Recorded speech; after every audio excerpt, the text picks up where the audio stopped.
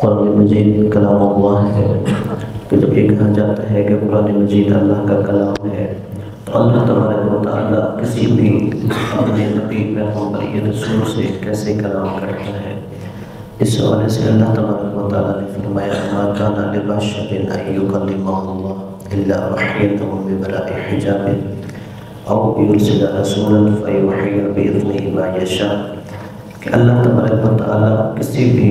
بشر سے کلام کرنے کے لیے 3 طریقے اپناتا ہے۔ سورہ شورى کی آیت ہے کہ ما کان لبشر ان یکلمہ اللہ، کہ کسی بھی بشر کے لیے یہ ممکن نہیں ہے کہ وہ اللہ سے کلام ہو سکے الا مگر اس صورت میں وحیا کہ اللہ اس پر وحی نازل کرے۔ وحی سے مراد یہ ہے کہ اللہ ڈائریکٹ کسی کے قلب مطہر پر کوئی بات نازل کرے، اس کے دل میں کوئی بات ڈال دے، وہ وحی ہے۔ او من وراء حجاب، یا اللہ کسی پردے کے پیچھے سے کوئی بات کرے تو یہ بھی اللہ تبارک و تعالیٰ سے ہم کلام ہونا ہے۔ اب درمیان میں کوئی حجاب ہو، اس سے مراد کیا ہے؟ مثلا جیسے حضرت موسیٰ علیہ السلام اللہ سے ہم کلام ہوئے تو وہ دور کی پہاڑی پر ایک درخت تھا، اس درخت کے اندر سے آواز آتی تھی۔ اب جناب موسیٰ اور خدا کے درمیان جو حجاب تھا درخت حجاب بن رہا تھا، یا اسی طرح ہو سکتا ہے کہ کسی دیوار کے اندر سے آواز آئے تو اللہ اور اس بشر کے درمیان جو دیوار ہے وہ حجاب بن رہا ہو۔ تو اس لیے تیسرا طریقہ جو مشہور اکثر سنا جاتا ہے اور یرسل رسولا، یا اللہ اپنا کوئی پیغام رساں بھیجے، فیوحی باذنہ ما یشاء، اور پھر اللہ کے اذن سے وہ جو اللہ چاہے اس پر وحی کرے۔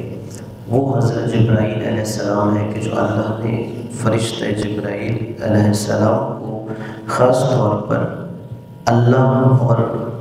انبیاء کے درمیان ایک وسیلہ بنایا ہوا ہے کہ اللہ کا پیغام لے کر جناب جبرائیل علیہ السلام آتے ہیں۔ اب جب ہم قرآن مجید کو دیکھتے ہیں کہ یہ اللہ کا کلام ہے اور وحی کے ذریعے نازل ہوا ہے، بس اوقات ایسا ہوتا تھا کہ نبی پر وحی کے لیے جناب جبرائیل وسیلہ ہوتے تھے، یعنی جو تیسرا طریقہ آپ نے پڑھا کہ اللہ کا کلام ہوتا ہے کسی پیغام رساں کے ذریعے، اور کبھی ایسا ہوتا تھا کہ نبی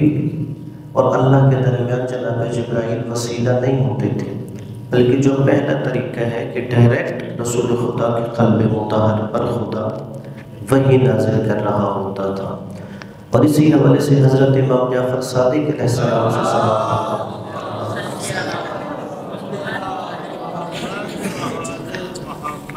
امام سے پوچھا گیا کہ جب رسول اللہ پر وحی نازل ہوتی تھی تو کیا ہمیشہ رسول پر غشی طاری ہو جاتی تھی؟ کیونکہ بعض روایات سے ایسے ظاہر ہوتا ہے کہ جیسے رسول پر جب وحی نازل ہو کہ شاید رسول پر غشی طاری ہو گئی ہو، تو امام نے فرمایا نہیں، جب بھی جناب جبرائیل وحی لے کر نازل ہوئے کبھی رسول پر غشی طاری نہیں ہوئی، لیکن جب نبی کے درمیان جناب جبرائیل نہیں ہوتے تھے خدا اور نبی کے درمیان، بلکہ اللہ ڈائریکٹ رسول خدا پر وحی نازل کر رہا ہوتا تھا، تو پھر رسول خدا کی یہ کیفیت ہوتی تھی کہ غشی طاری ہو جایا کرتی تھی۔ اس کے علاوہ قرآن مجید میں وحی اس معنی میں بھی استعمال ہوا ہے کہ کسی کے قلب مطہر پر بات نازل نہ کی جائے، بلکہ کسی کی فطرت میں کوئی چیز ڈال دی گئی ہو۔ جیسے اللہ نے قرآن مجید میں یہ بات بیان کی ہے کہ ہم نے شہد کی مکھی کی طرف وحی کی، اب وہاں پر وحی اس معنی میں ہے کہ اس کی فطرت میں یہ بات ڈال دی گئی ہے۔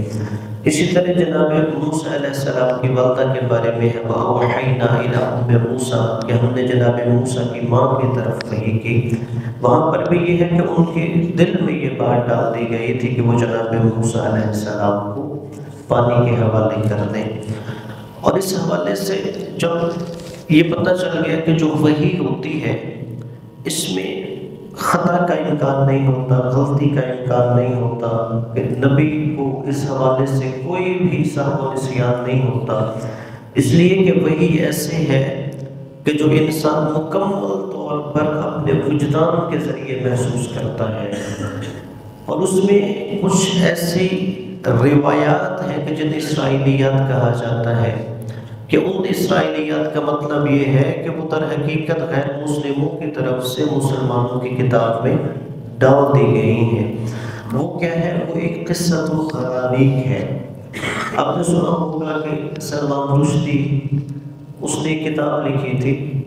جس کا نام تھا آیات شیطانیہ، نعوذ باللہ، اور اس کی وجہ سے کہا گیا کہ یہ شخص اسلام کا دشمن ہے، مرتد ہے، اور اسے در اسلام سے خارج کر دیا گیا، اور امام خمینی نے اس کے قتل کا فتویٰ بھی دیا تھا۔ اصل میں اس نے ایک روایت اپنی کتاب میں لکھی تھی،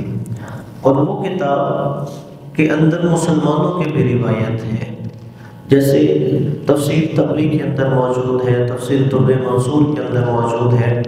فتح الباری شرح صحیح بخاری اس کے اندر بھی یہ روایت موجود ہے، اور وہ روایت سراسر جھوٹی ہے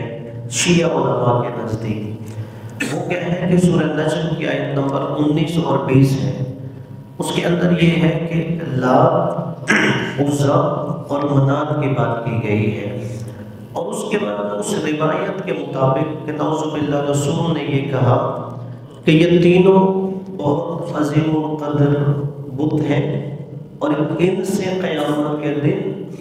امید کی جا سکتی ہے کہ یہ ہماری شفاعت کریں گے۔ یعنی جب یہ روایت کے مطابق، وہ جو جھوٹی روایت ہے، پھر میں اس کا رد بیان کرتا ہوں کہ جب یہ رسول خدا نے آیت پڑھی، اس کے بعد رسول خدا بھی سجدے میں گر گئے۔ جب کافروں نے سنا تو کافر بھی خوش ہو گئے، کافر بھی سجدے میں گر گئے کہ ہم بھی یہی بات کروانا چاہتے تھے کہ وہ جو لات، منات اور عزا ہے کہ یہ خدا کی بارگاہ میں بلند مقام رکھتے ہیں۔ کہتے ہیں کچھ عرصے کے بعد جبرائیل نازل ہوئے، تو جناب جبرائیل نے کہا کہ نعوذ باللہ وہ جو آپ پر آیتیں نازل ہوئی وہ تو شیطان کی طرف سے تھی، کہ وہ خدائے رحمان کی طرف سے نہیں۔ تو پھر نعوذ باللہ کے رسول نے توبہ کی۔ یہ سراسر ایسی روایات جھوٹی ہیں، چونکہ جب وحی رسول خدا پہ نازل ہوتی تھی، رسول اپنے پورے وجدان کے ساتھ اسے محسوس کرتے تھے کہ یہ اللہ کا کلام ہے،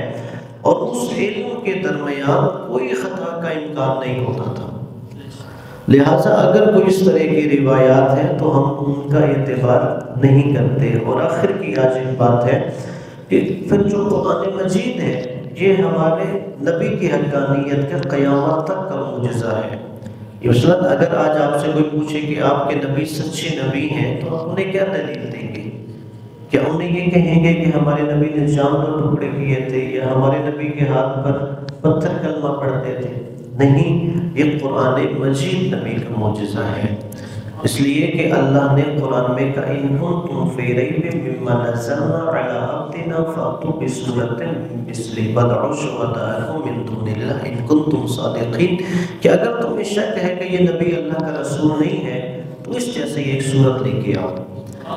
اور اللہ کے علاوہ جس سے بھی اپنا مددگار بنانا چاہتے ہو بنا لو، اگر سچے ہو تو اس جیسی صورت لے کے آؤ۔ یعنی اگر آج آپ کسی عیسائی یا بودھی ہندو سے بات کرتے ہیں ہمارے نبی سچے ہیں، تو وہ پوچھیں گا کیا دلیل ہے نبی کے سچے ہونے کی؟ دلیل قرآن مجید ہے کہ اگر ہمارے نبی سچے نہیں ہیں تو ان کا جو معجزہ قرآن ہے، آپ اس جیسے کوئی کتاب لے کے آئیں، یا اس جیسے ایک صورت لے کر آئیں، یا اس جیسے ایک آیت لے کے آئیں۔ اور یہ 1450 سال سے قرآن نے چیلنج کیا ہوا ہے، آج تک کوئی بھی دشمن اسلام اس کا جواب نہیں لا سکا۔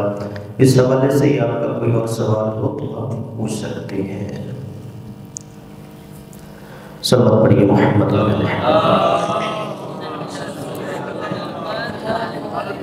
اللہم صلی علی محمد وعلی محمد۔ الہی تجھے واسطہ محمد وعلی محمد کا ہماری عبادت کو قبول و منظور فرما، ہمارے گناہوں کو معاف فرما، ہمارے والدین و اساتذہ کے گناہوں کو معاف فرما، ہم سب کو واجبات پہ عمل کرنے، محرمات سے اجتناب کرنے کی توفیق عطا فرما۔ اس ماہ رمضان کی خاص رحمت و برکتوں کا نزول فرما، پریشان حال کی پریشانیاں دور فرما۔ جو بیمار ہیں انہیں شفا یا فرما، مومنین مخصوصین کو شفائی کلی عطا فرما، جو بے اولاد ہیں انہیں اولاد نرینہ عطا فرما، ہر مسلمان کی عزت و ناموس کی حفاظت فرما، پرچم اسلام کو سربلند فرما، فلسطین کے مظلوموں کو جان مال ناموس کی حفاظت فرما، اسرائیل اور اس کے ہمنوا ممالک کو تباہ و برباد فرما، ہمیں ظالم سے نفرت مظلوم کی حمایت کرنے کی توفیق عطا فرما، سوائے اپنی ذات کے کسی کا محتاج نہ فرما، ہمارے وقت کے امام کو ہم سے راضی فرما، مجدد دورہ امام زمانہ کے ظہور میں تاجیل فرما، ہمیں ان کے اعوان و انصار میں محشور فرما، ربنا تقبل منا انك انت السميع العليم بحق محمد وآله الطاهرين، اللهم صل على محمد وآل محمد وأجل فرجهم. سورة الفاتحة.